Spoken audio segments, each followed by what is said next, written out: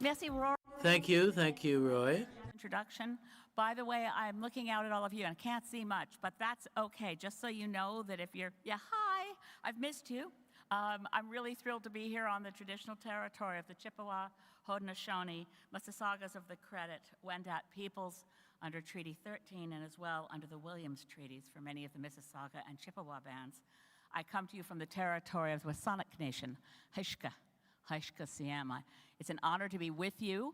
A lot of people have asked me, by the way, how it is that I decided to run for leader of the Green Party of Canada again. And the honest answer is, I really miss FCM. Where did my annual meeting with the mayors and council members go? So I'm really glad to be back.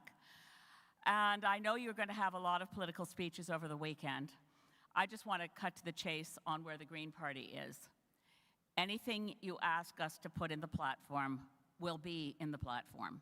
That's how it works. We understand that on municipal questions, the Federation of Canadian Municipalities is not just a collection of elected people at the most effective level of government that we have in Canada, which is local and municipal governments. We understand that. We also understand that FCM is the smartest, most innovative think tank in the country.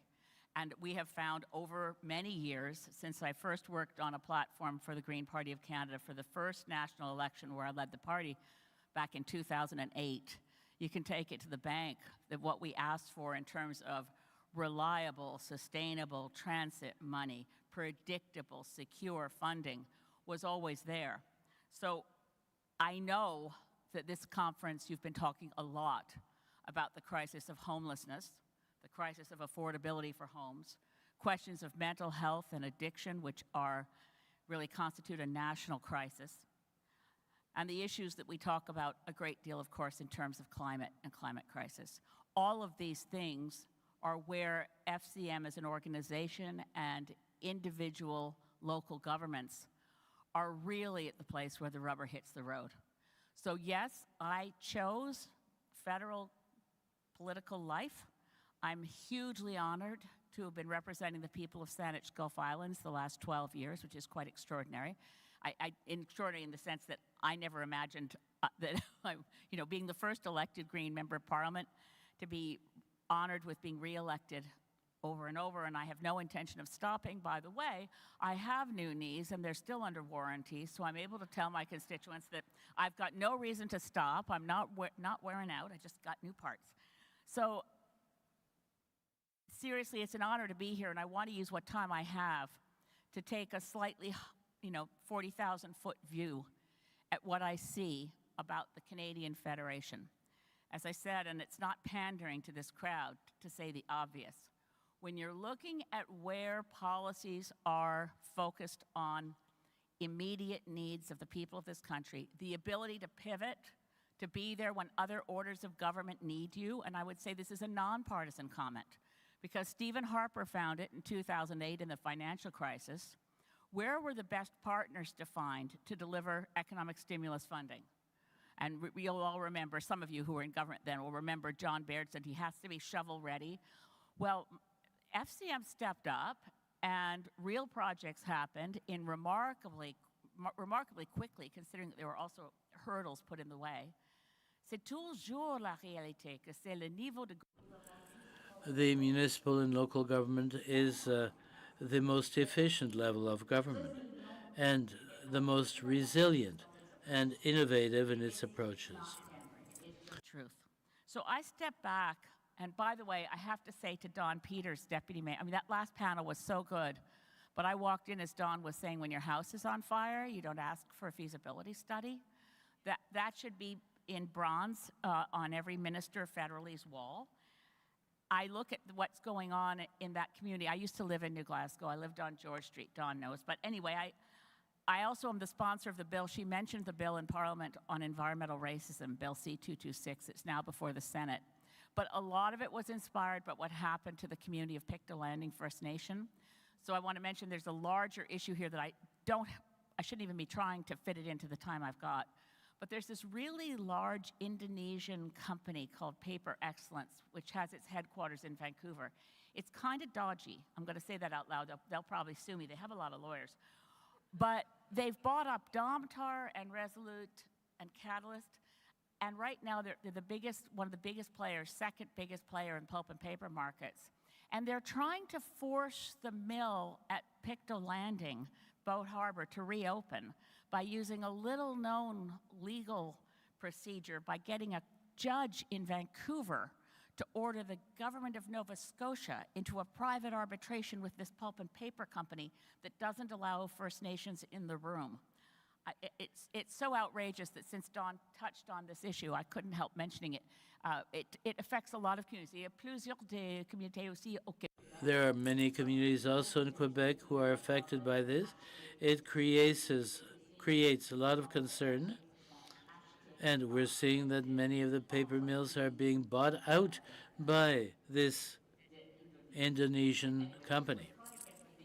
Paper Excellence are going to be in front of the Natural Resources Committee on Tuesday. I'm going to be trying to get some decent questions into the guide.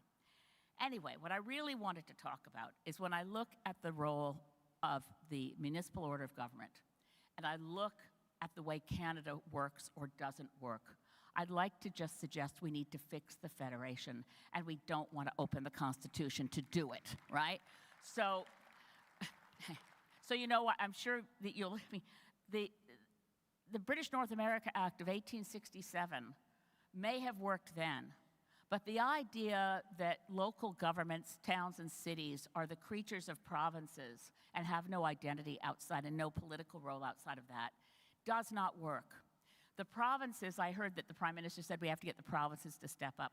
I could give you zillions of examples just in the last few years on COVID, trying to make sure we could get kids back to school safely. And by the way, FCM was trying to help a number of us that were working on that, including the teachers' unions and others, to say facilities like this that couldn't be open during COVID would have made good places for kids to go to school because they could have kept physical distancing and had ventilation. Anyway, the one group of people we couldn't get to even answer a letter was the Council of Education Ministers at the provincial level. The Minister for Transport, and I have a lot of arguments with Omar El Gabra, like the Robert Banks approval, but never mind. The Minister of Transport in late 2021 wrote a letter to every single provincial minister and territorial minister of transportation to raise the issue of, with the withdrawal of services from bus companies like Greyhound and others, what are we going to do to make sure we have local transportation between and among communities? He couldn't get a single provincial or territorial transport minister to answer the letter. The health ministers, we don't need to go down that road, and certainly on climate, we know that as a country of 10 provinces and 3 territories, 1 federal government, 2 official languages, Canada has never performed as well as the European Union of 26 or 27, depending on the time you take the census, separate nation states with 28 official languages, separate sovereign nations in the European Union are better able to collaborate on a climate plan than 1 federal government, 10 provinces, and 3 territories with 2 official languages. This makes no sense. And it's because we have this balkanization province to province. The one thing you're ever going to get, Doug Ford in Ontario and David Eby in British Columbia to agree on is let's all gang up and blame the feds. So I'm kind of fed up, and I'm very nonpartisan about this in my fed-uppedness. What we found out as Greens is there's a country just like us, well, not quite like us, no one's quite like us, but Australia in the Commonwealth, strong state governments, a federal government, and local municipal governments. They created a Council of Australian Governments. That's what we need to do in Canada. It's been in the Green Party platform now since, I think, 2015. But we would include, of course, Indigenous governments at the table. So you'd have a policy table at the national level with the Prime Minister and premiers and so on, and then individual tables for specific issues so we could have policy alignment, come up with shared goals, and put all our efforts in the same direction. I drew it out I remember I was sitting after an FCM conference some years ago because Don Iveson was mayor of Edmonton. And he said, he said, you know what you've done? You've drawn a medicine wheel, right? It's a circle, and you've drawn it in 4 quarters. Federal, provincial, territorial, local, and First Nations, Métis, Inuit, all at the same table. to figure out which direction Canada should go. We desperately need to empower your governments to be at the table with a status that is not creatures of the provinces. And we can't reopen the Constitution to do it. So our model, thanks, our model is Australia. C'est tellement simple, c'est seulement une question. It's extremely simple. It's a question of managing the roles of the municipal, provincial, and federal government and indigenous governments. It's not necessary to reopen the Constitution to bring about a difficult change. Better than we do. As I said, I can get lots of examples. Where's our east-west electricity grid?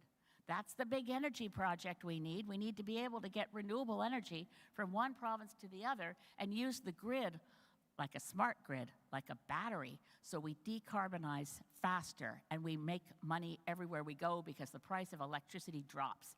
If you decide your electricity is going to come from a supply side model, like Muskrat Falls or Site C, to name two disastrous examples, you're going to waste money and electricity will cost more.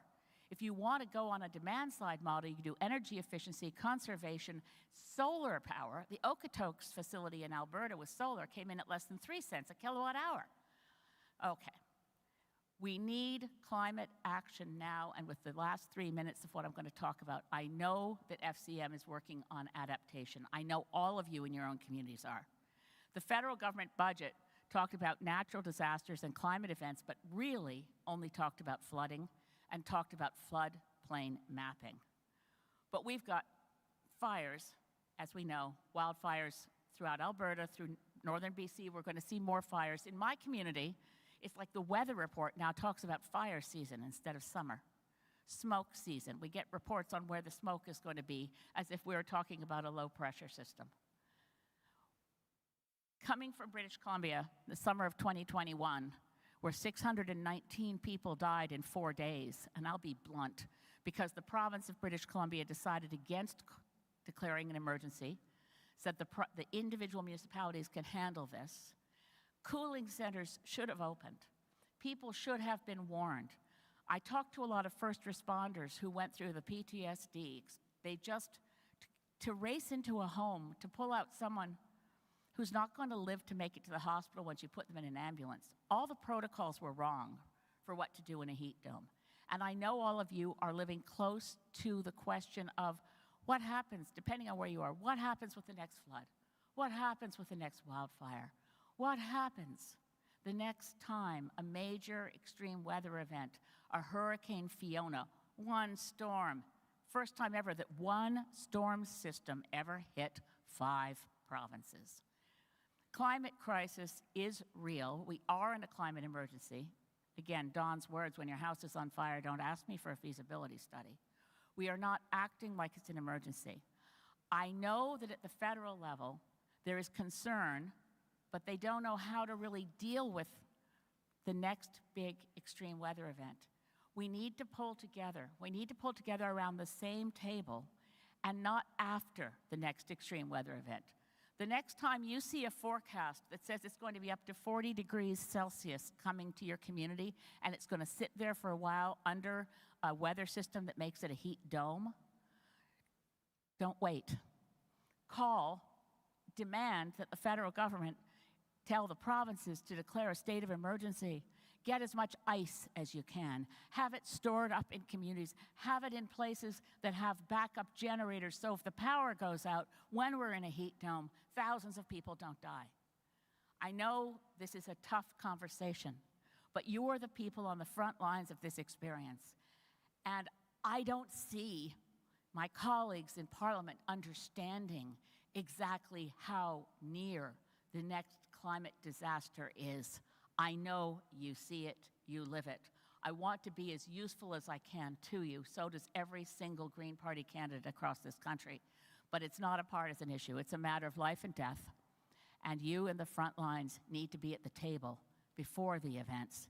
You need to be playing the kind of role that your knowledge and experience of local conditions allows you uniquely to be. And I'll keep working to make sure that happens. Thank you for your time this morning.